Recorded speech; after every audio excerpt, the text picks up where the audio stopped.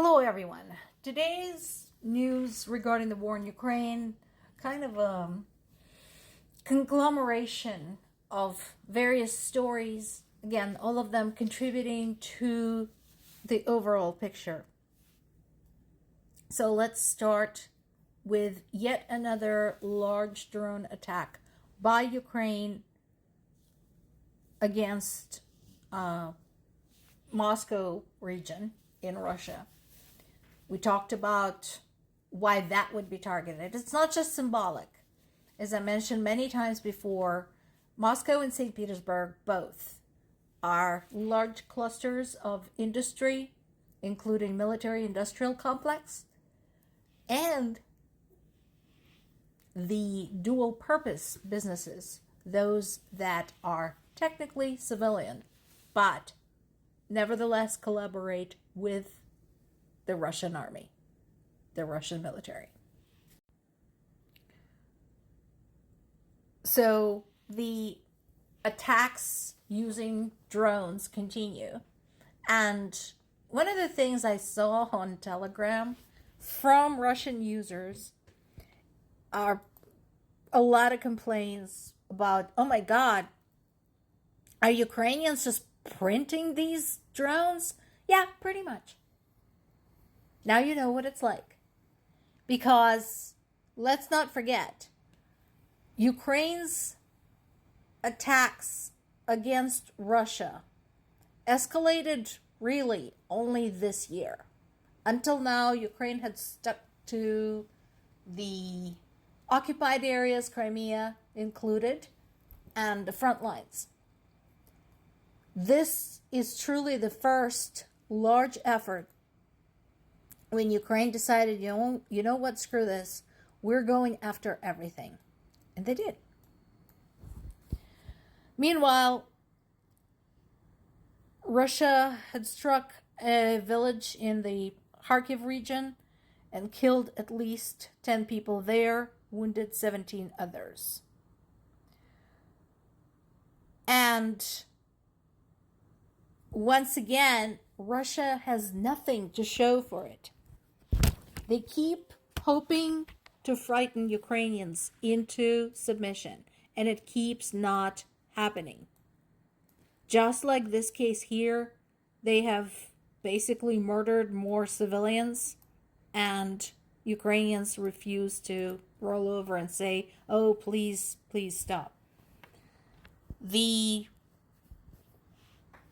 front line is over 1,200 kilometers long, 780 miles long, and Russians are making no progress to speak of along that front line. In fact, they're losing territory. And once again, another thing to remember, this is costing them a lot. It's costing them lives, it's costing them money, it's costing them international political and economic isolation, you name it. The price tag is very high. Nevertheless, Putin continues to resist any efforts to even consider peace talks. Despite all of this. So once again, the question is, does he know what's going on? Is it that he knows and doesn't care, or he just doesn't even know? Which, either way, wouldn't surprise me. It wouldn't surprise me if he knew and didn't care because he's an asshole. It wouldn't surprise me if basically he didn't know the true situation because people are afraid of him and are lying to him. Reminds you of someone else we know? Among those killed in Ukraine was a young woman and her 9-year-old son who were killed in their own home.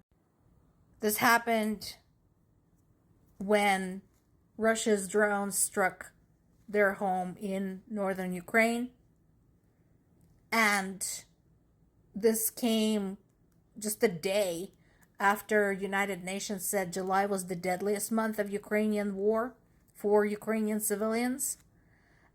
with at least 437 civilians killed and 2,610 wounded in the month of July. And again, UN, what are you going to do about this? Your human rights organizations have spoken. Your nuclear watchdog have spoken. What are you going to do about this? Why is Russia still in the Security Council? Why is Russia still a member of the UN, considering it had violated every article of the UN Charter you can imagine? Why is that a thing? Once again, a reminder to all, when you are forming your own political and economic alliances, carefully consider the bit about ramifications should somebody violate the terms of the alliance. Just a suggestion. Case in point, after the reports of Ukraine successfully using British drones in their long-term attacks, Russia basically started threatening the United Kingdom, saying, do not tease the bear. What they're forgetting to say that Russian bears specifically, and this, I'm speaking metaphorically here, okay? I love bears. They're neighbors of mine. But Russian bear specifically never attacks anything its own size, frequently eats handouts from other people or steals something, and has generally been living in rather shitty conditions. So now they're saying that Russia has the right to regard the direct involvement of Britain in strikes on Russian territory as participation in the war in Ukraine. And my question is, yeah, and what are you going to do about it? You want to attack Britain? You want to try that on? Because that, for a change, is somebody I would bet on. Because they have shown themselves very capable during World War II, and they have been very capable in their aid to Ukraine and very steadfast. I don't think they're scared of you. In response, UK Prime Minister Andy Burnham said, yeah, and just like what I just said, and basically said that the UK supports Ukraine no matter what. We are not fair weather friends. We will be there in Ukraine's hour of need, and that won't change. Of course, Russia is blaming the UK of deliberately opting for an escalation of the Ukrainian crisis. The only people escalating this crisis are Russians. They started this. Nobody asked them. Nobody invited them to Ukraine. They started this. And now they don't know how to end this because it's not ending on their own. I'm seeing more and more notes from, again, Russian users saying, why can't Ukrainians just come and help us defeat Putin?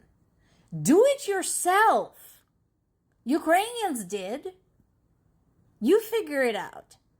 This is your government. This is your tyrant. He's been pulling this shit for a quarter of a century. Figure it out. You want this to end? End the war. Refuse to fight. What's he going to do? Arrest the whole army? If the whole Russian army turns around and walks out of Ukraine, guess what? I don't think Putin will be able to do anything. Just saying. More to come.